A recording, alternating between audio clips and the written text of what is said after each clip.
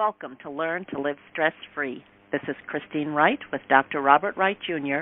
of www.stressfreenow.info. Hi, this is Dr. Bob, the Stress and Pain Relief Doctor, coming to you today from Juneau, Alaska. And I am unexpectedly on the deck of the ship shooting this video rather than on shore. I never got off the ship. So the good news for me is the fact that I'm doing a back-to-back cruise, meaning that I'm taking this itinerary from Vancouver to Seward, which is near Anchorage, Alaska, and 7 days, and then coming back down. So although I didn't get off the cruise ship today, when I come back down, should the weather cooperate, I can choose to get off there. So I was a little bit disappointed earlier today because I was not able to take my first seaplane ride ever. Been waiting 25 plus years to take that seaplane ride. But the thing is that I still was able to turn lemons into lemonade because I had many other good things happen. One of the really good things that happened to me was the fact that because I was in my cabin, I got a knock at the door, right? And guess what? It was a beautiful surprise. I wasn't expecting to receive any kind of surprise. And it was quite lovely and with a nice note. And so what I'm saying to you is that often when you have a lemon experience, some other opportunity, one or more opportunities can come to you. Because if you've been doing the right thing out here, the universe can open its doors of abundance at any time. So one of the things I've been encouraging people to do is to do an act of kindness with no expectation. Recent studies show that 95% of teenagers in the past couple years have done a random act of kindness with no expectation of getting a return. What about you? So if the teenagers are doing that and you're an adult, So I want to just talk to you briefly about why you should consider taking a cruise. Okay, so there are many, many benefits from cruising. I'll just cover 5 of them. Okay, we got 5 fingers, that makes it easy.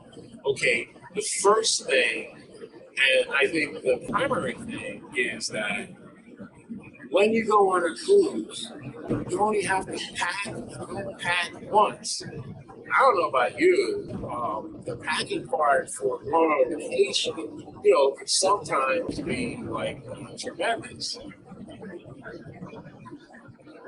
A really fantastic aspect of cruising is that if you're going to get to your cruise by any other means than flying, then guess what? You can bring almost all your stuff onto the ship, right? You can bring your hand lotion, you can bring your scissors, all the things that you need that if you were flying to the airport, you can't bring. Now, you can't bring everything, and I think you know what I mean by that. So the thing is that one of the things I love one is that if you're taking the cruise, as I said, you only have to pack and unpack once, and so that is fantastic. No matter how long the cruise is, my wife and I did a world cruise, so we're on the ship for 3 months, and it was fantastic. So we only had to pack once. Imagine if you were taking a 3-month trip, going to multiple countries. I forget how many countries we went to, maybe 35 countries, something like that. And so you would have to pack and unpack and pack and unpack. And so we only had to pack and unpack once. The second really good thing about the cruise is, as I said, if you can figure out how to cruise without having to fly, then you can bring a lot of your stuff that you can't bring when you fly. And so that has been like amazing. The other thing about not flying to the cruise is that anybody, unless you've been living under a rock or in a cave, there have been times in the last 3 years when flying has been an utter disaster. You know, what's going on in the airport.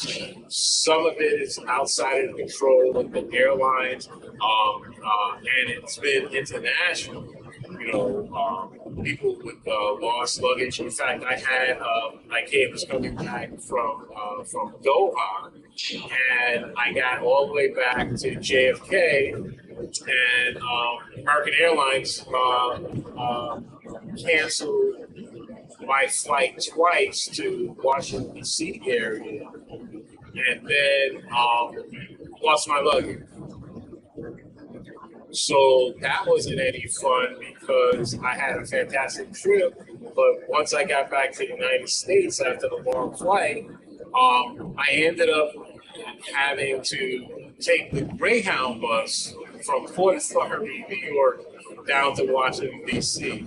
And when I got to Port Authority, anybody who's been to Port Authority, New York, knows what that's like. I bought my ticket and I said, "What time is the next bus?" So this was at 10:30 at night. Well, the next bus wasn't until 2:45. And of course, in Port Authority, because of what it is, there's no place to sit. So I stood from 10:30 at night until 2:45. So you think I was thinking about ways not to have to fly the next time I cruise? So the next two times I cruised, I went out of Boston, and so I drove from Pennsylvania to Boston, and I was very, very happy. Didn't have to fly. Fantastic. And I got an amazing parking deal, unlike at the airport where they tried to gouge you. $70 a day to park in the short-term parking, right? That's a lot of money to pay, right? So, okay, third reason to cruise. Third reason is you can cover a lot of destinations on your travel bucket list very rapidly. So, for example, even on a 7-day cruise, let's say you go out of New York and or Boston, and let's take that the Boston cruise like I took. It was great. I left from Boston and it stopped in Maine, stopped in Bar Harbor. I think it may have stopped in Newport, Rhode Island, and then it went to New Brunswick, and went all the way around. We went in Sydney, Nova Scotia, and then we were in the main part of Nova Scotia. Then we went to Quebec City, and then all the way to Montreal. And then I took that same ship back, and the only disappointment was I thought I was going to be able to catch part of the Montreal Jazz Festival, but because of the situation with COVID, they changed how the festival works. So the festival used to start around 11 o'clock in the morning, and you can see events during the day, free events. Now, the Montreal Jazz Festival does not start until 5 p.m. And guess what time my ship left? It's 5 p.m. So I was able to walk around the Montreal Jazz Festival area without any music. So here's how I turned that lemon into lemonade. The first thing is that I had picked up this brochure in one of the areas where the jazz festival is, and it had information about an Egyptian collection. And when I went to the local person to ask about it, and she was telling me, "Oh, you have to take the subway, this, that." But my spider sense told me that, Bob, look at the map. So I looked at the map of Montreal because I had been to Montreal several times, and I said, "Hey, this place is right near the cruise ship terminal where the cruise ship is. So I don't take the subway. I walked from there. So that was one of the good things that even though I didn't see the jazz festival, I went to this museum where they had an Egyptian collection. The other thing that was really interesting about Montreal was that I always enjoyed going to the Chinatown there. They have fantastic Asian food. I used to love the Thai food. Used to be very inexpensive. Not so inexpensive now, but when I was there in the late 90s, the Thai food was very cheap. Like you could get lunch or dinner for $5-6 Canadian. So that was a very happy affair.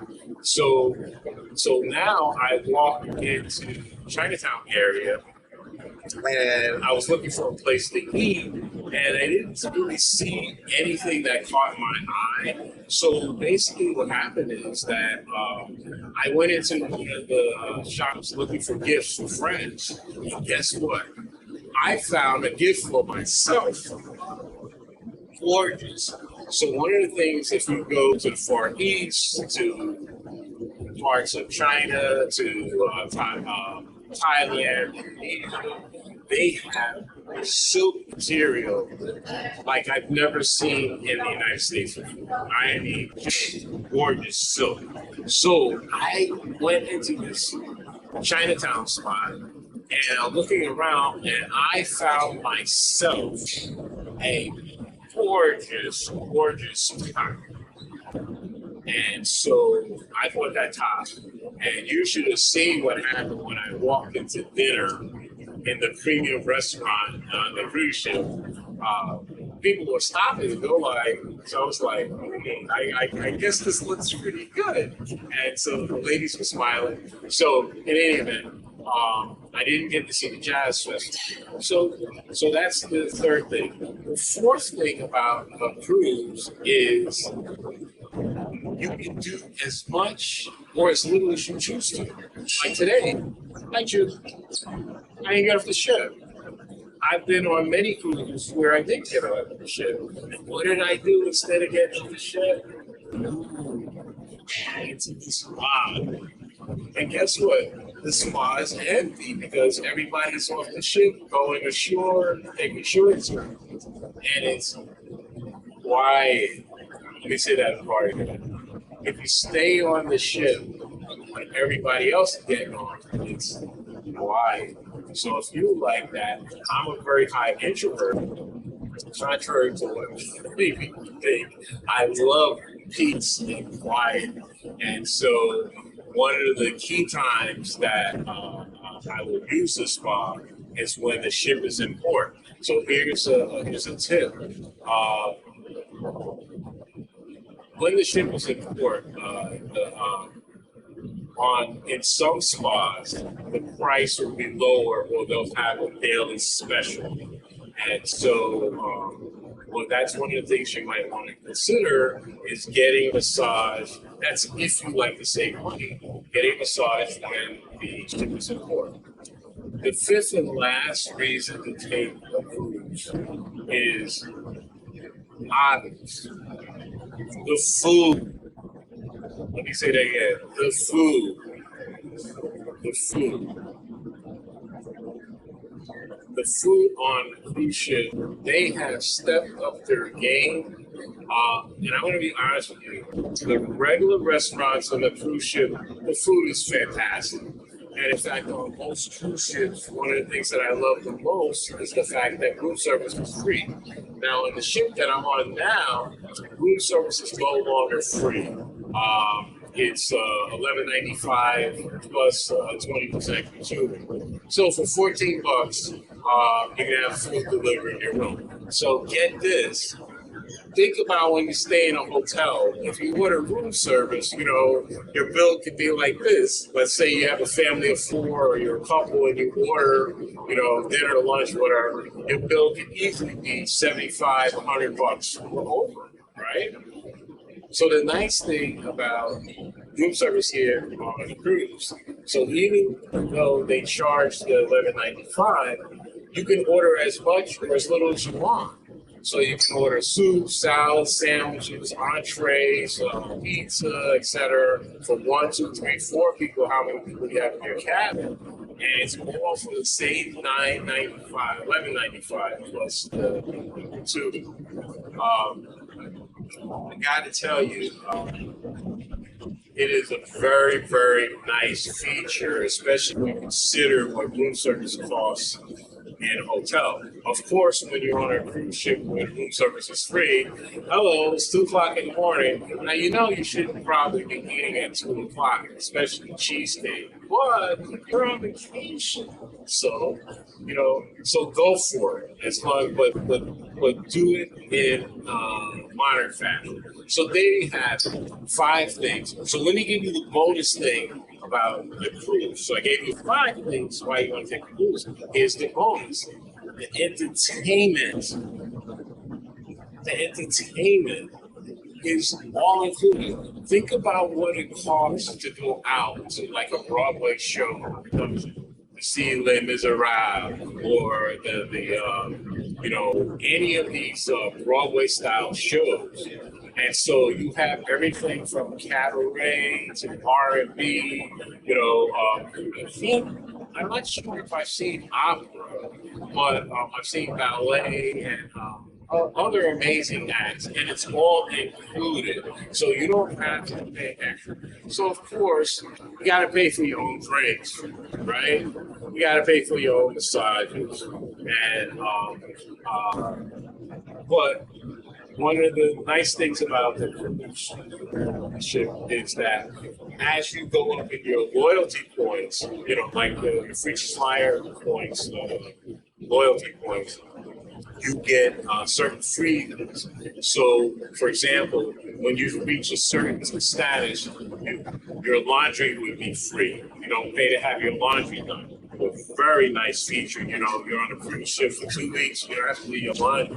Oh, and that's another obvious thing. The really nice thing about cruise is you don't have to make up your bed. You don't have to cook your own meals. So I think that's enough for now. So this is Dr. Bob signing off from Juneau, Alaska. This is my first time in Alaska, and I'm very open. My seaplane short excursion didn't take place today. Tomorrow I'll be.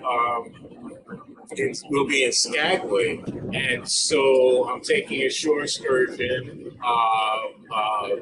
One side, I'll be going on the Canadian side, and the other side, I'll be coming back on the American side. So I'll be able to see amazing views tomorrow. So hopefully the weather will cooperate.